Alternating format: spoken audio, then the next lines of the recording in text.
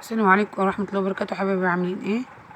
انا النهارده هنعمل معاكم التين اهو. جبت التين وغسلته غسلة كويسة ونضفته كويس قوي بالمية، وبعدين شلت الاقماع بتاعته.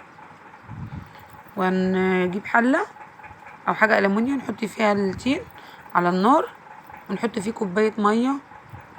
ولو انت جايبه كمية مثلا 2 كيلو هتحطي كوبايتين سكر او كوبايتين ونص حسب ما انت عايزة الطعم بتاعه. شوفي عايزة تحبيه مسكر ولا مظبوط. ونسيبه يفور كده التين، نقطعه كده قطع زي ما انت شايفه في الحله، ونسيبه لما يغلي كده والميه اللي فيه كلها تروح، ينشف كده من الميه اللي فيه. وبعدين يا حبيبه قلبي تروحي جايبه بقى ايه، تكوني انت مجهزه بقى البطرمانات، غسلاها منضفاها. وهوريكم ازاي لما اجي احط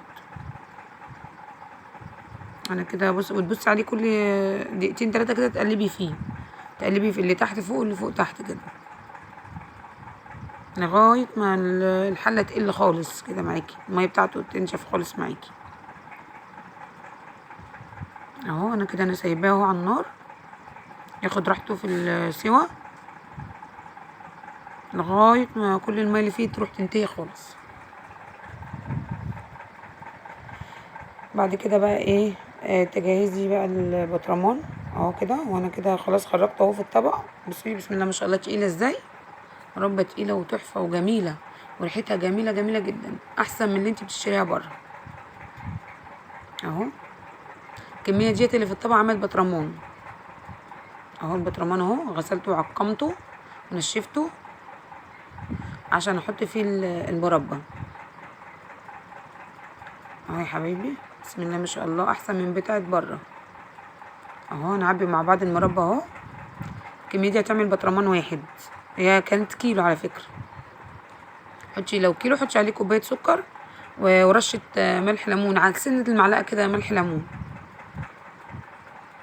ملح الليمون بيعمل على حفظ المربات والحاجات وبيديله مزازه كده سنه كده زي بتاعت بره اهو. نعبي مع بعض بقى الكميه ديت في البطرمان كده. بس تسيبي المربى لما تكون تبرد، يعني مش بتحبيها سخنه، لما تكون بردت شويه وببدا اعبي فيها. سيبيها كده تهوى في الطبق ده بره شويه وبعد كده تعبيها اهو. فضل المعلقه كده والبطرمان ده يتملي كده. بسم الله ما شاء الله لا قوه الا بالله، طعمها ما شاء الله والله جميل. بعدين تبقى كتيره في البيت. انا اشتريت البطرمان الاولاني ب70، بعدين اشتريت بطرمان تاني اهو. انا كده قفلت البطرمان ده اهو زي ما انتوا شايفينه كده اهو. اشتريته ب70 جنيه، ما كفاش يومين عندي، فقلت كل شويه اقعد اشتري بطرمان مربى، لا انا هعمل المربى دي في البيت. ما بتاخدش وقت والله، وبتبقى اكتر من اللي بره وانضف وطعمها احلى طبعا، عشان حاجه من ايدك انت، كل حاجه نضيفه كده. انا كنت عبيت بقى الكميه التانية اللي هي بتاع البطرمان الاولاني، وكان في 2 كيلو ونص او 2 كيلو، عملتهم وعبيتهم في عملوا بطرمانين الا ربع او زي ما انتوا شايفين كده.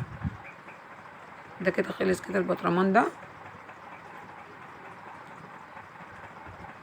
اهو. بوريكم شكلها عامل ازاي اهو. شفتي تقيله ازاي، بسم الله ما شاء الله لا قوه الا بالله، حاجه اخر طعامه يعني. دلوقتي هوريكم بقى الاتنين التانيين، البطرمانين التانيين.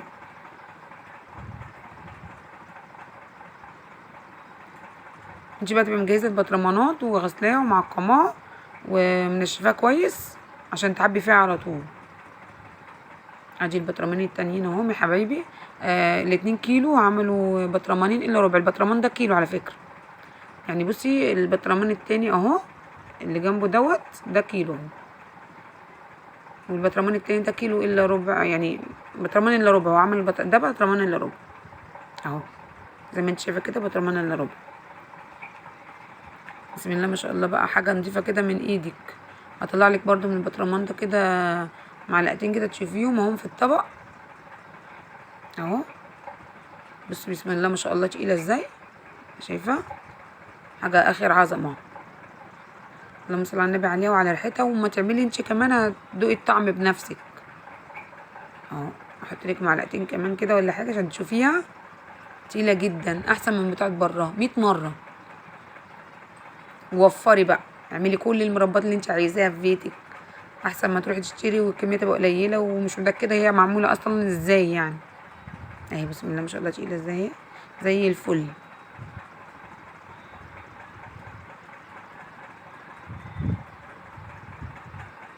تشطري كده واعملي المربى بايدك واعملي الحاجات بتاعت عيالك بايدك وتطمني على الاكل بتاعهم. تبقي مطمئنه وانت بتاكليهم كده الحاجه وفرحانه ان انت عامله حاجاتك دي بايدك يعني في البيت. حاجات البيت اوفر بكتير والله وبركه اهو زي ما انت شايفه كده. عايزاكي بقى ايه يا ست الكل، انت طالبه منك طلب تعملي لايك وشير وتفعلي زر الجرس عشان يوصلك كل جديد من على القناه من عندي اهو. البطرمانات اهي، قفليها وبعد ما تاخدي الكميه اللي انت عايزاها حطيها في التلاجة، اقفليها كويس وحطيها في التلاجة.